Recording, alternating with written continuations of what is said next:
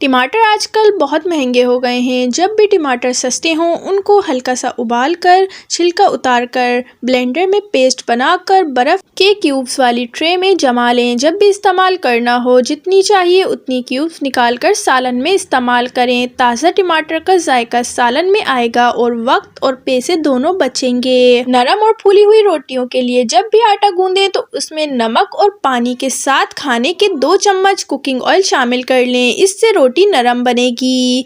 सालन अगर पतला हो जाए तो इसमें 5 अदद काजू या बादाम का पेस्ट शामिल कर दें। सालन गाढ़ा हो जाएगा और साथ में जायका भी मुनफरिद और अच्छा हो जाएगा। गरम गरम और खस्ता पकोड़े सभी को अच्छे लगते हैं, लेकिन कभी कभी ये पकोड़े सख्त हो जाते हैं। पकोड़ों को नरम बनाने के लिए इसके अमेज़े में 2 चाय के चमचे गरम तेल शामिल कर दें और फिर पकोड़ों को फ्राई कर लें। इससे आपके पकोड़े नरम और खस्ता बनेंगे।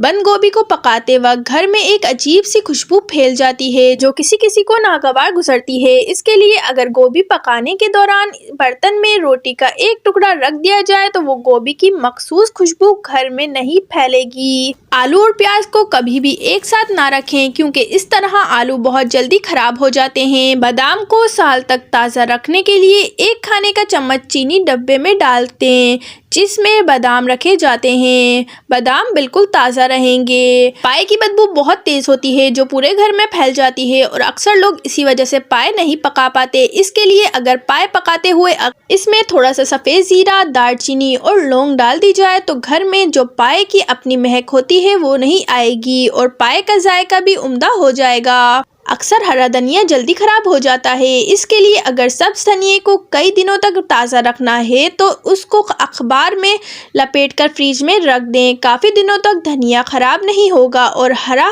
ही रहेगा। चीनी के डब्बे में अक्सर चूंटियां आ जाती हैं। इसके लिए अगर चीनी वाले डब्बे में 3-4 लौंग रख दी जाएं तो चूंटियां चीनी के डब्बे में नहीं आएंगी। खीरा छीलने के बाद अक्सर लोग इसके छिलके कूड़ेदान में डाल देते हैं। इनको फेंकने के बजाय अगर इनको सिंक किचन की नाली और कोने कुतरों में रख दिया जाए तो इससे वहां लाल बेग नहीं आएंगे। सख्त पनीर को नरम करने के लिए कुछ देर नमक मिले गर्म पानी में रख दें। पनीर नरम हो जाएगा।